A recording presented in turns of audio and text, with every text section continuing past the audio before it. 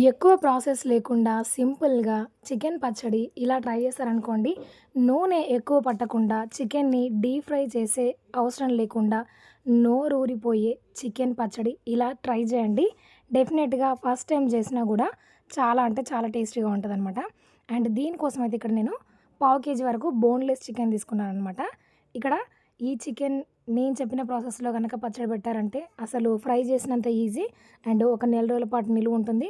అప్పటిదాకా ఉండకుండా అసలు కంప్లీట్‌గా దీన్ని తినేస్తారనమాట పిల్లలు. అంత బావుంటది. చూడండి పైవైపు ముక్క గట్టిగా, లోపల సాఫ్ట్‌గా చాలా బావుంటదనమాట. అండ్ ఖచ్చితంగా నెల రోజులు నిలువుంటది. అండ్ ఇది ఎలా చేసుకోవాలనో ఇక్కడ నేను చూపిస్తున్నాను చూడండి. ఇక్కడ చూపిస్తున్న ఈ మసాలా దినుసులన్నిటిని గూడా ఒక్కొక్కటిగా లో ఫ్లేమ్‌లో అన్నిటిని వేయించేసుకొని మిక్సీ జార్‌లో వేసుకొని ఫైన్‌గా పౌడర్ చేసుకోవాలి. అయితే ఇది తొందరగా నలగడం కోసం నేనైతే కొన్ని ధనియాలు గూడా తీసుకుంటున్నాననమాట. తొందరగా నలిగిపోతుంది. కొంచెం క్వాంటిటీ ఎక్కువుంటుంది గాబట్టి. ఇలాగ మొత్తం మిక్సీ పట్టుకున్న దాన్ని ఒక డబ్బాలో స్టోర్ చేసుకున్నారంటే ఇలాగ మసాలా ఐటెమ్స్ ఏం చేసినా గూడా అప్పటికప్పుడు చేసేసుకోవచ్చు. టేస్ట్ కూడా చాలా బావుంటది. ఒక నెల రోజులకు పైగా దీని ఫ్లేవర్ పోకుండా ఉంటదనమాట.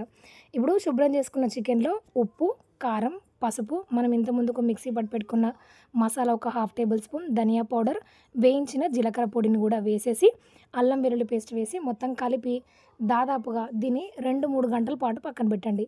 అసలు ఈ మసాలా మొత్తం పీల్చుకొని ఇక్కడే ముక్క చాలా అంటే చాలా జ్యూసీగా, టేస్టీగా తయారవుతుందనమాట. ఇది ఖచ్చితంగా ఈసారి పచ్చడి పెట్టినప్పుడు మాత్రం ఈ టిప్ మాత్రం ఫాలో అవ్వండి. మీకు డెఫినెట్‌గా ఇప్పటి వరకు పెట్టిన పచ్చడి ఒకలా ఉంటుంది. అండ్ ఈ ప్రాసెస్‌లో పెట్టిన పచ్చడి ఇంకో టేస్ట్ ఉంటదనమాట. ఇలాగ మంచిగా మసాలాలో నానిన చికెన్‌ని చిన్న చిన్న ముక్కలుగా కట్ జేసుకోండి. ఇలా అయితే ఈవెన్‌గా ఫ్రై అయిపోయి ముక్కనేది ఉప్పు, కారం, మసాలాలు అన్నీ పట్టి టేస్టీగా, జ్యూసీగా తయారవుతుందనమాట.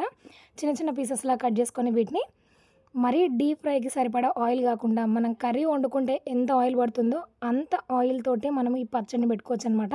ఇప్పుడు ఒక్కో ముక్క ఇందులో వేసేసుకొని ఫ్రై జేసుకోండి. ఈ పచ్చడికి కొంచెం పాను పెద్దగా ఉండాలి. అంటే మనం తీసుకున్న చికెన్ క్వాంటిటీ తగ్గట్టుగా పాను కొంచెం డబల్ ఉండాలనమాట. అలా అయితే ముక్క మంచిగా ఫ్రై అయ్యి చాలా బావుంటదనమాట. నూనె తక్కువ పడుతుంది. ముక్క ఫ్రీగా ఫ్రై అయిపోతుందనమాట. ఒకదానికి ఒకటి అంటుకోకుండా అంటే కూరలో ఉడికినట్టుగా కాకుండా ముక్క ఫ్రై అయినట్టుగా ఉండాలనమాట.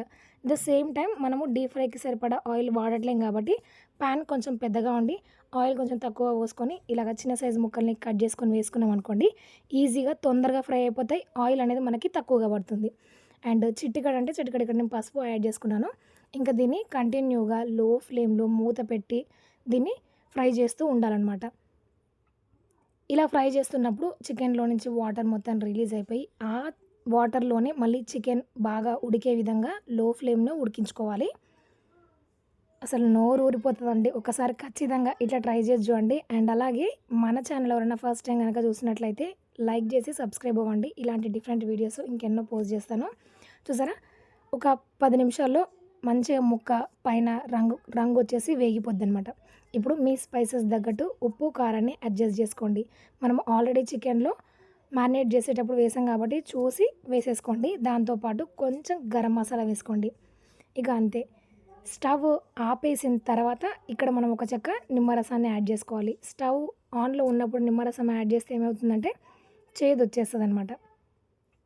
అండ్ ఈ మసాలాలు గూడా బాగా వేగిన తర్వాత ఇందులో ఒక కరివేపాకు వేసుకోండి. అసలు ఫ్లేవరు ఎంత బావుంటదంటే సూపర్‌గా ఉంటదసలు. ఎప్పుడు చేసే చికెన్ పచ్చడి కంటే ఎప్పుడు ఇలానే ట్రై చేస్తూ ఉంటాననమాట. అండ్ ఇక్కడ నేను స్టవ్ ఆపేసి కొంచెం వేడి ఉన్నప్పుడు ఇక్కడ నిమ్మరసాన్ని యాడ్ చేసుకున్నాను. అండ్ చల్లారిన తర్వాత ఓ డబ్బాలోకి తీసుకుంటే 15, 20 డేస్‌కి పైగా నిలువుంటదనమాట. ఇక్కడ వేడి వేడి అన్నంలో తింటే మాత్రం టేస్ట్ చాలా బావుంటది. చూడండి పైవైపు గట్టిగా, లోపల సాఫ్ట్‌గా ముక్క మాత్రం డీప్ ఫ్రై చెయ్యకపోయినా కూడా చాలా అంటే చాలా బావుంటది. ఒకసారి ఇట్లా ట్రై చేసి చూడండి. చూడండి ఎంత సాఫ్ట్‌గా చికెన్ కుక్ అయిపోయిందో. టేస్ట్ కూడా అంతే బావుంటది. అండ్ ఈ వీడియో నచ్చితే మీరు లైక్ చేయండి. మీ ఫ్రెండ్స్ అండ్ ఫ్యామిలీ మెంబర్స్‌కి షేర్ చేయండి. మరికొన్ని డిఫరెంట్ వీడియోస్ కోసం ఛానల్‌ని సబ్స్క్రైబ్ అవ్వండి.